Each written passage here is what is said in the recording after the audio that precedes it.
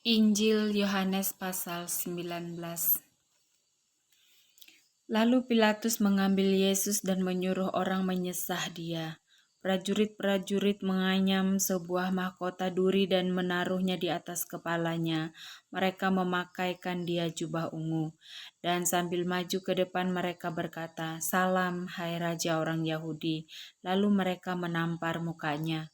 Pilatus keluar lagi dan berkata kepada mereka, "Lihatlah, aku membawa dia keluar kepada kamu, supaya kamu tahu bahwa aku tidak mendapati kesalahan apapun padanya."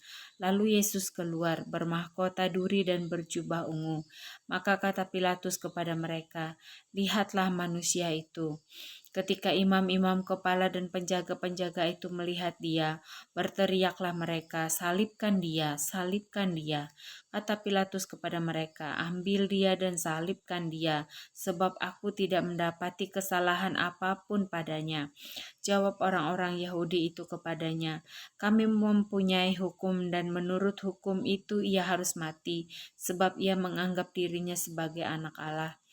Ketika Pilatus mendengar perkataan itu, bertambah takutlah ia. Lalu ia masuk pula ke dalam gedung pengadilan dan berkata kepada Yesus, "Dari manakah asalmu?"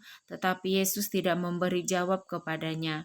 Maka kata Pilatus kepadanya, "Tidakkah engkau mau bicara dengan aku?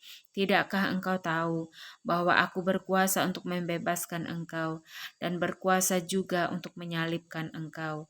Yesus menjawab, "Engkau tidak mempunyai kuasa apapun terhadap aku, jikalau kuasa itu tidak diberikan kepadamu dari atas. Sebab itu, dia yang menyerahkan aku kepadamu lebih besar dosanya." Sejak itu Pilatus berusaha untuk membebaskan dia, tetapi orang-orang Yahudi berteriak, Jikalau engkau membebaskan dia, engkau bukanlah sahabat Kaisar. Setiap orang yang menganggap dirinya sebagai raja, ia melawan Kaisar." Ketika Pilatus mendengar perkataan itu, ia menyuruh membawa Yesus keluar dan ia duduk di kursi pengadilan di tempat yang bernama Litostrotos.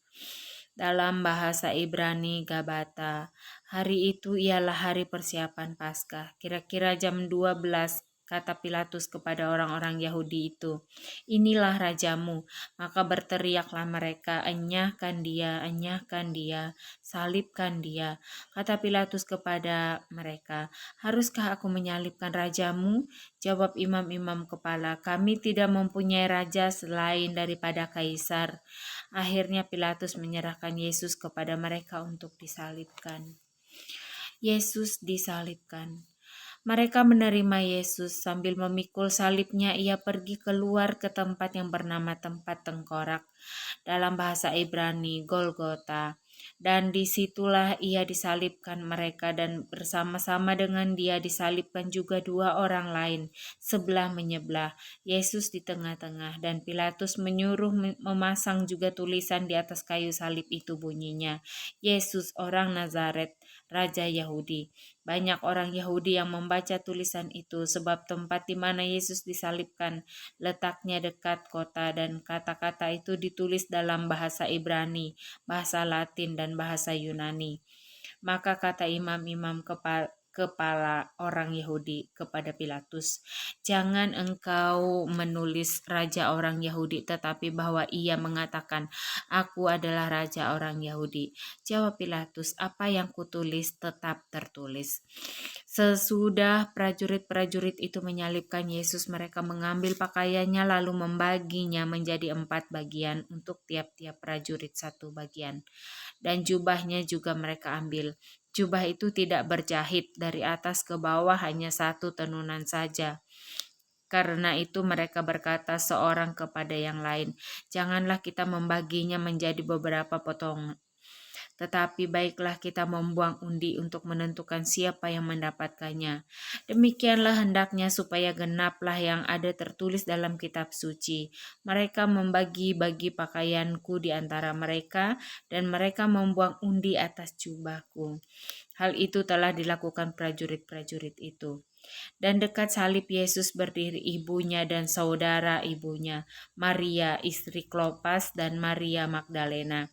Ketika Yesus melihat ibunya dan murid yang dikasihinya di sampingnya, berkatalah ia kepada ibunya, "Ibu, inilah anakmu." Kemudian katanya kepada muridnya, "Inilah ibumu." Dan sejak saat itu murid itu menerima dia di dalam rumahnya. Yesus mati. Sesudah itu, karena Yesus tahu bahwa segala sesuatu telah selesai, berkatalah ia, supaya genaplah yang ada tertulis dalam kitab suci, "Aku haus." Di situ ada suatu bekas penuh anggur asam. Maka mereka mencucukkan bunga karang yang telah dicelupkan dalam anggur asam pada sebatang hisop, lalu mengunjukkannya ke mulut Yesus. Sesudah Yesus meminum anggur asam itu, berkatalah ia, "Sudah selesai." Lalu ia menundukkan kepalanya dan menyerahkan nyawanya. Lambung Yesus ditikam. Karena itu hari persiapan, dan supaya pada hari Sabat mayat-mayat itu tidak tinggal tergantung pada kayu salib. Sebab Sabat itu adalah hari yang besar, maka datanglah orang-orang Yahudi kepada Pilatus dan meminta kepadanya supaya kaki orang-orang itu dipatahkan dan mayat-mayatnya diturunkan. Maka datanglah prajurit-prajurit lalu mematahkan kaki orang yang pertama dan kaki orang yang lain yang disalibkan bersama-sama dengan Yesus. Tetapi ketika mereka sampai kepada Yesus dan melihat bahwa ia telah mati, mereka tidak mematahkan kakinya. Tetapi seorang dari antara prajurit itu menikam lambungnya dengan tombak, dan segera mengalir keluar darah dan air. Dan orang yang melihat hal itu sendiri yang memberikan kesaksian ini, dan kesaksiannya benar. Dan ia tahu bahwa ia mengatakan kebenaran, supaya kamu juga percaya. Sebab hal itu terjadi supaya genaplah yang tertulis dalam kitab suci, "Tidak ada tulangnya yang akan dipatahkan." Dan ada pula nas yang mengatakan mereka akan memandang kepada dia yang telah mereka tikam. Yesus dikuburkan. Sesudah itu Yusuf dari Arimatea, ia murid Yesus tetapi sembunyi-sembunyi karena takut kepada orang-orang Yahudi, meminta kepada Pilatus supaya ia diperbolehkan menurunkan mayat Yesus. Dan Pilatus meluluskan permintaannya itu. Lalu datanglah ia dan menurunkan mayat itu. Juga Nikodemus datang ke situ. Dialah yang mula-mula datang waktu malam kepada Yesus. Ia membawa campuran minyak mur dengan minyak gaharu, kira-kira 50 kati beratnya. Mereka mengambil mayat Yesus, mengapaninya dengan kain lenan dan membubuhinya dengan rempah-rempah menurut adat orang Yahudi bila menguburkan mayat.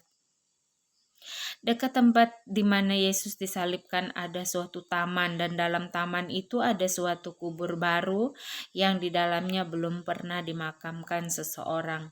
Karena hari itu hari persiapan orang Yahudi, sedang kubur itu tidak jauh letaknya, maka mereka meletakkan mayat Yesus ke situ. Amin.